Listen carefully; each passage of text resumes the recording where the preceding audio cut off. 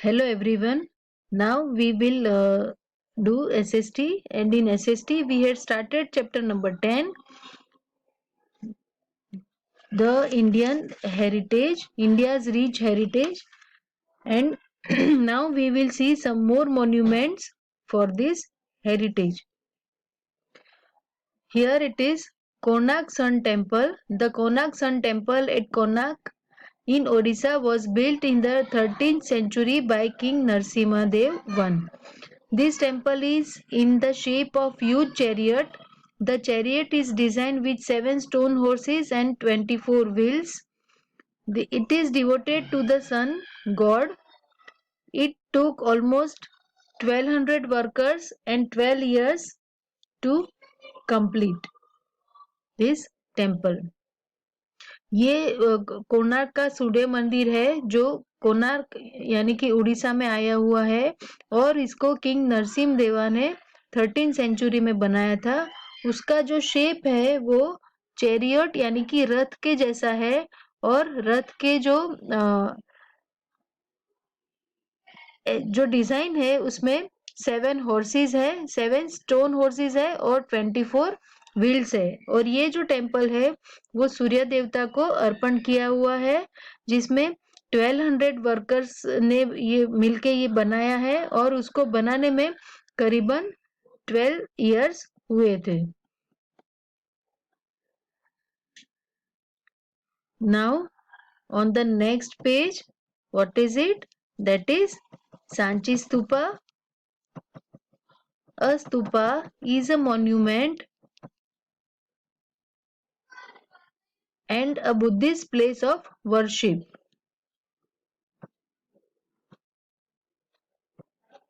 The stupas at Sanchi have dome-shaped roof. ये जो स्तूपा है उसका जो रूफ है वो डोम शेप है. You can see here dome shape roof. The Sanchi stupa is in Madhya Pradesh. It was built by Emperor Ashoka around the 3rd century BC. ये जो सांची स्तूपा है वो एम्परर अशोका ने बनाया था करीबन 3rd सेंचुरी में. The Sanchi Stupa is one of the oldest building in India. It has the remains of Buddha. तो ये जो सांची स्तूपा है वो कई सारी पुरानी बिल्डिंगों में से एक है. Incidents from the life of Buddha are inscribed on the walls. ये सांची स्तूपा की जो वॉल है उसकी जो दीवार है उसमें लॉर्ड बुद्धा के लाइफ के कुछ इंसिडेंट्स है जो उसमें दिखाए गए हैं. Now we will see the next monument that is Ajanta and Ellora caves. These caves were build by the Pallava rulers. They are one of the finest example of rock cut caves.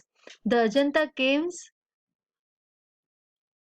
have paintings, sculptures and engraved incidents from the life of Lord Buddha. ये जो Ajanta Ellora caves है उसमें भी Lord Buddha के life के कुछ incidents है जो यहाँ पर पेंटिंग और स्कल्पचर के तौर पे आपको दिखाई देंगे. And they are one of the oldest UNESCO world heritage sites in the world. और ये जो अजंता इलोरा केव्स है वो वर्ल्ड हेरिटेज साइट की one of the monument hai.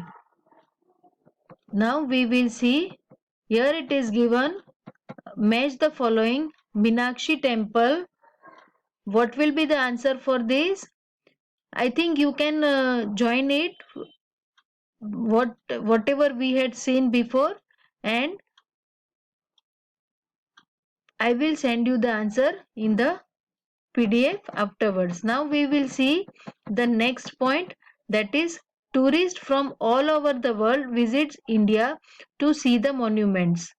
पूरी दुनिया से कई सारे लोग टूरिस्ट यानी कि प्रवासी जिसे बोलते हैं कि जो बाहर की और दूसरे कंट्रीज में से हमारे देश में आते हैं ये सारे मॉन्यूमेंट्स देखने के लिए. Some people dirty the monuments and also write on their walls. This damages them. The government has given the responsibility of protecting and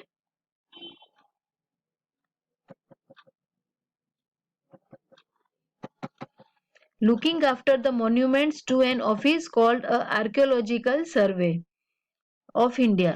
It takes it also takes care of the repairs of all the monuments.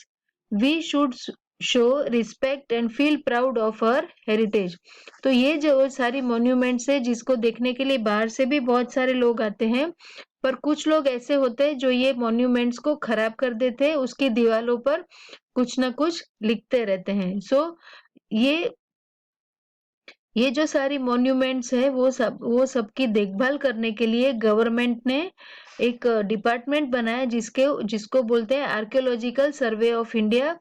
तो ये जो archaeological department है वो ऐसे सारी monuments की देखभाल करते हैं और जरूरत पड़ने पर उसमें मरम्मत का भी काम करवाते हैं ताकि वो जो मॉन्यूमेंट है वो अच्छी तरह से मेंटेन कर सके. Then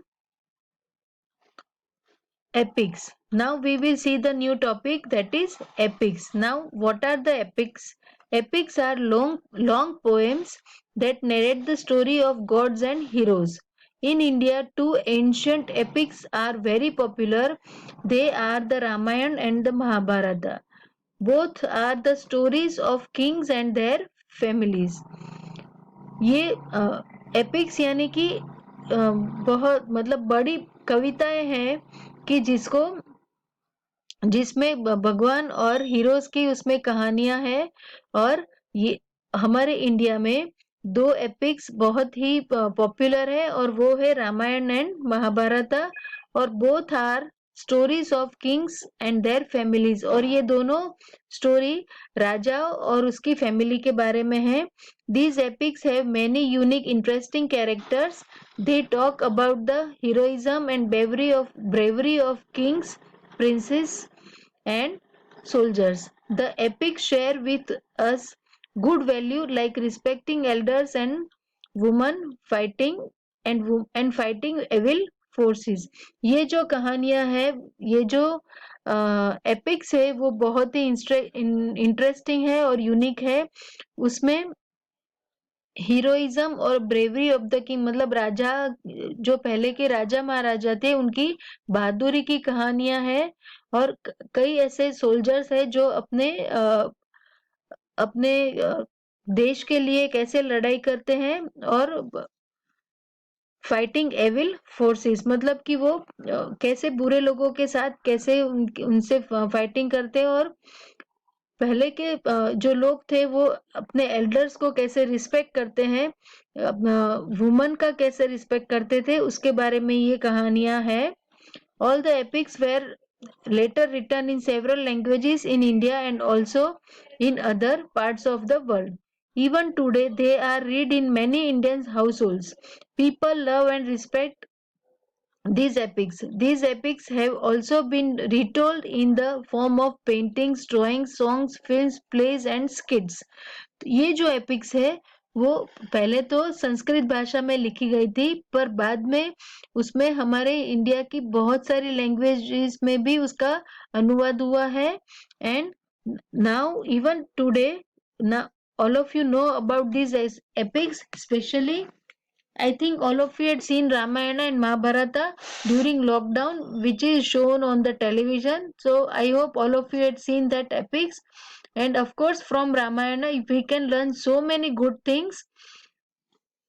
And now we will see about Ramayana. What is that epic? The Ramayana is the story of Lord Rama, the son of King Dashratha of Ayodhya. It is a story about a victory of good over evil. तो ये अब तो सबको ये रामायण के बारे में पता ही होगा कि वो भगवान राम की कहानी है. तो जो भगवान राम की जो राजा दशरथ के पुत्र थे. और ये जो स्टोरी है वो है बुराई पर अच्छाई की जीत के बारे में ये स्टोरी है. It tells the story of Lord Rama, how he, his wife Sita and younger brother Lakshmana were sent away from their home for 14 years. ये रामायण में लॉर्ड रामा को उसकी वाइफ सीता और उसके छोटे भाई लक्ष्मण के साथ उनको कैसे अपने महल से निकाला था और उसके बाद उनको 14 साल का वनवास किया था. The epic tells their journey where they wandered through forest and faced difficulties. और फिर वो 14 सालों में वो लोग कहाँ कहाँ पर घूमे थे और फिर उन्होंने कितनी परेशानियों का सामना किया था उसके बारे में ये एपिक में लिखा गया है. At the end of the 14 years, Rama defeated Ravana, the king of Lanka, with the help of Hanuman and many other friends. He returned to Ayodhya and became the king. और फिर 14 साल के वनवास के बाद जब रामा वापस अपने अयोध्या पहुंचे थे और फिर वहां पर अयोध्या के राजा बने थे और जब वो रावण से युद्ध किया था तब उन्होंने हनुमान और बहुत सारे उनके और भी फ्रेंड्स थे जिनकी हेल्प से उन्होंने रावण को हराया था और फिर वो अयोध्या लौट के वहां के राजा बने थे. And the second epic, that is Mahabharata. The Mahabharata is the story of rivalry between cousins, the 100 Kauravas brothers and the 5 Pandava brothers. और महाभारत ये ऐसी स्टोरी है जो राइवलरी मतलब कंपटीशन था कि भाइयों के बीच में और वो कौन थे कौरव और पांडवा. तो 100 कौरव ब्रदर्स थे और 5 पांडव ब्रदर्स थे. It tells the story of an 18-day war that took place in Kurukshetra. और ये जो एपिक है जिसमें 18 दिन की वॉर हुई थी यानी कि लड़ाई हुई थी कहाँ पे कुरुक्षेत्र में. कुरुक्षेत्र में जो युद्ध चला था जो वॉर हुई थी वो 18 दिन तक चली थी. The Kauravas were defeated in the end by the Pandavas. और जब ये 18 दिन डेज के बाद ये वॉर खत्म हो गया तब कौरवास 100 कौरवास थे वो हार चुके थे और पांडवास जीत गए थे. सो this is the epics Ramayana and Mahabharata that all of you had seen in the TV also. So you know about this, and now we will see the next topic in the next period. And you will read this chapter from the textbook also. After watching the video you have to read from the textbook so that you can understood the words that is given in these books. And keep reading, keep watching videos, and we will do the new topic that is folk tales that we will do in the next period. Okay, thank you and have a nice day.